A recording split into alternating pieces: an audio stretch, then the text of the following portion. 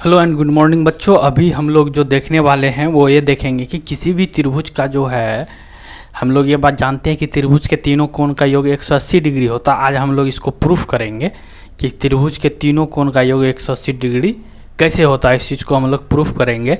जैसे मान लीजिए कि हम लोग एक त्रिभुज लिए, यहाँ पे सपोज ये एक त्रिभुज बना लेते हैं। ये एक ABC एक मेरा क्या हो गया, ये एक ट्रायंगल हो गया, ये एक त्रिभुज हो गया। हम लोग प्रूफ करने वाले हैं कि क्या कि इनका तीनों कोण का योग कितना होगा, 180 डिग्री। मतलब हमें क्या प्रूफ करना, हमें प्रूफ करना है angle A plus angle B plus angle C equal 180 degree. ये हमको प्रूफ करना है कि इसकी इक्वल कितना आएगा। तो ये हमें पता है कि 180 डिग्री होता है, लेकिन ये कैसे होगा इस चीज़ को हम लोग अभी प्रूफ करने वाले हैं। ट्रायंगल ABC का जो सारे कोण का योग होता है 180 डिग्री, ये चीज़ हम लोग जानते हैं। इस चीज़ को हमें प्रूफ करना है। अब देखिए आप लोग ये साइड देख रहे हैं, ये एक साइड BC भी है, AB भी है और AC भी है। हम लोग इस साइड के पैरेलल, ठीक है, BC जो साइड है इसके पैरेलल यहाँ पे एक कंस्ट्रक्शन करेंगे। मतलब एक और पैरेलल लाइन जो है यहाँ पे हम लोग ड्रॉ कर लेंगे, है ना। ये हम लोग एक पैरेलल लाइन ड्रॉ किए हैं जिसका नाम दे देते हैं DE। क्लियर है। बेसिकली हम लोग क्या किए कि जो ट्रायंगल ABC था उसका जो ये बेस था BC, इसके समानांतर एक रेखा खींच दिए हम लोग, ठीक है, एक रेखा को खींच दिए। आप लोग देखिएगा यहाँ पे जो ये रेखा बना है यहाँ पे DAE, इस कंप्लीट एंगल का योग कितना हो जाएगा।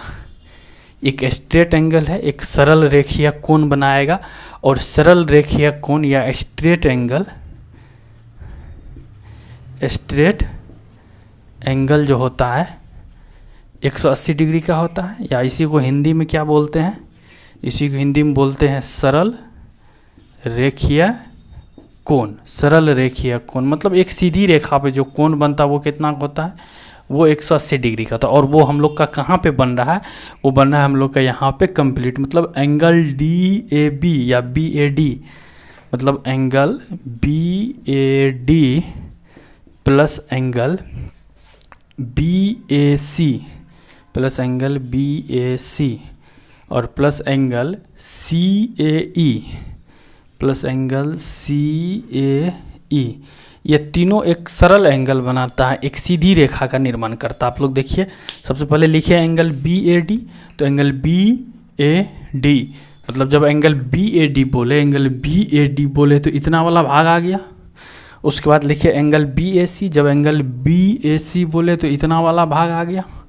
उसके बाद लिखिए एंगल CAE, जब एंगल CAE बोले तो इतना वाला भाग हो गया। और तीनों को जब मिला दिए तो ये कंप्लीट यहाँ से यहाँ तक आ गया, मतलब एक सीधी रेखा बन गया। और एक सीधी रेखा इस पर स्ट्रेट एंगल बनता है या सरल रेखीय कोण बनता है, जिसका वैल्यू कितना होता है, जिसका वैल्यू 180 डिग्री होता है। तो बेसिकली हम लोग इसको 180 डिग्री लिख सकते हैं। ये तीनों कहाँ से हुआ, इसका वजह क्या हुआ, तो जो सरल रेखीय या स्ट्रेट एंगल जो बना इसके वजह से ये कितना हो गया, मेरा 180 डिग्री का हो गया। अब देखिए यहाँ पे जो है DE और BC क्या है, DE और BC क्या है, पैरेलल है। क्लियर है। DE और BC पैरेलल है तो ये वाला एंगल इस एंगल के इक्वल होगा, क्योंकि समांतर रेखा को अगर एक तीसरी रेखा प्रतिच्छेद करती है तो एकांतर अंतःकोण क्या होता है, बराबर होता है। आप लोग गौर से इसको ऐसे समझिए कि ये DE हो गया मेरा, क्लियर है, और ये नीचे हो गया BC, और ये वाली लाइन जो है, ये वाली यहाँ से इसको क्या कर रही है, प्रतिच्छेद कर रही है, जो यहाँ पे A है। तो यहाँ जो एकांतर कोण बना ये इक्वल होगा, मतलब ये वाला एंगल और ये वाला एंगल इक्वल होगा। क्लियर है। उसी तरह से ये वाला एंगल जो है इस एंगल के इक्वल हो जाएगा। देखिए यहाँ पर भी एक इधर से एक तिर्यक रेखा आ रही है और ये दोनों क्या है, समानांतर है। तो बेसिकली अगर DE और BC जब पैरेलल है तो ऐसी स्थिति में क्या होगा, ऐसी स्थिति में आपका एंगल जो है एंगल BAD मतलब BAD ये वाला एंगल इसके इक्वल हो जाएगा, किसके, ABC के। ये हो जाएगा एंगल ए बी सी के इक्वल हो जाएगा, प्लस नहीं होगा, एंगल ए बी सी के इक्वल हो जाएगा। ये एंगल और ये एंगल इक्वल हो गया। और एंड और दूसरा क्या होगा, एक और बात होगी क्या कि एंगल जो सी ए ई है, एंगल सी ए ई ये किसके इक्वल हो जाएगा, ये जो है एंगल ए सी बी के इक्वल हो जाएगा, एंगल ए सी बी इसके इक्वल हो जाएगा। ठीक है, एंगल ए सी बी इसके इक्वल हो जाएगा। क्लियर है। अब देखिए एंगल ए सी बी हम लोग को प्रूफ करना था कि त्रिभुज के तीनों कोण का योग 180 डिग्री होता है, मतलब angle A plus angle B plus angle C equal 180 degree होता है। ये चीज़ हम लोग लिखे थे यहाँ पे। अब देखिए ये इसके इक्वल है और ये जो है ये इसके इक्वल है, तो एंगल हम लोग क्या करेंगे, इसको इक्वेशन 1 कर लेते हैं, इसको इक्वेशन 2 कर लेते हैं। तो अगर आप लिखिएगा यहाँ पे फ्रॉम 1 and